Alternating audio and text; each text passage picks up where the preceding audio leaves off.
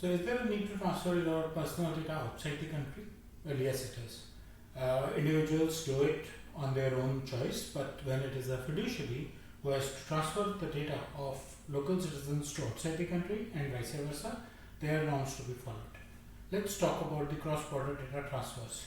I have already done that on other countries. Let's talk about that with respect to India today. Welcome to my YouTube channel where you daily see new content on data privacy, and as I said, we are going to talk about cross-border data transfers with respect to India today.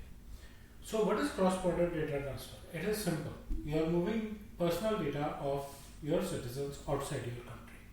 It could have many reasons for it. One good reason is that you are using a cloud-based application. Right? It's hosted outside the country, so your HRMS is cloud-based HRMS, and that is hosted outside your own country, so the data automatically of all your employees goes outside the country. Similarly, you have a global presence, you have offices all across the world, and the data would definitely move around, right?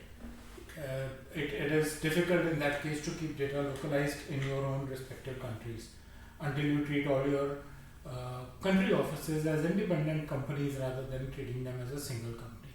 You could have a large customer base because of your online presence, e-commerce and all, so your customers could be beyond your own country, and also that you find that processing of some kind of personal information could be on a more economical cost outside your country, so you would like to transfer the data outside for those particular users so that you can get it processed from the other country.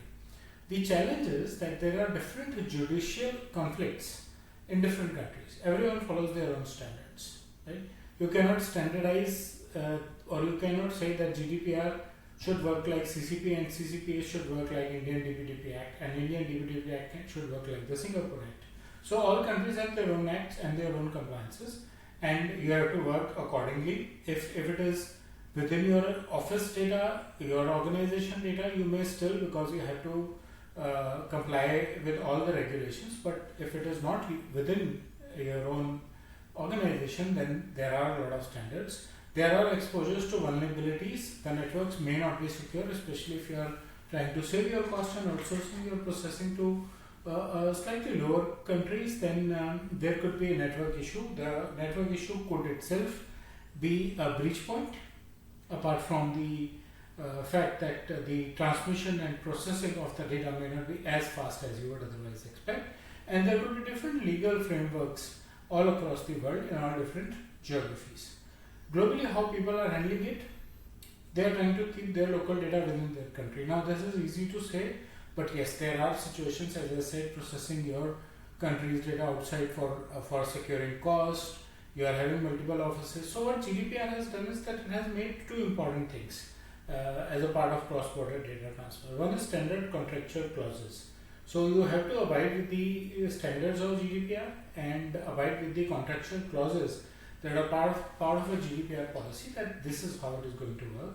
And then you have a binding corporate rules which is applicable for the organizations that have offices all across different countries. So how would the personal data of employees or individuals working in one country would get shared or transferred to the other employees of the other country, right? Would there be a central processing, whatever the situation is.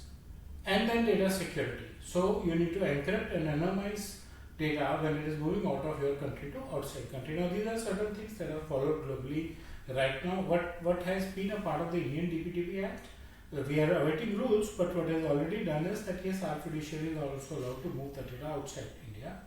Government can restrict it in some cases. It could be, say, very, very sensitive information, national security related, electoral democracy related information. Government may say, I am not allowing you to transfer this outside the country.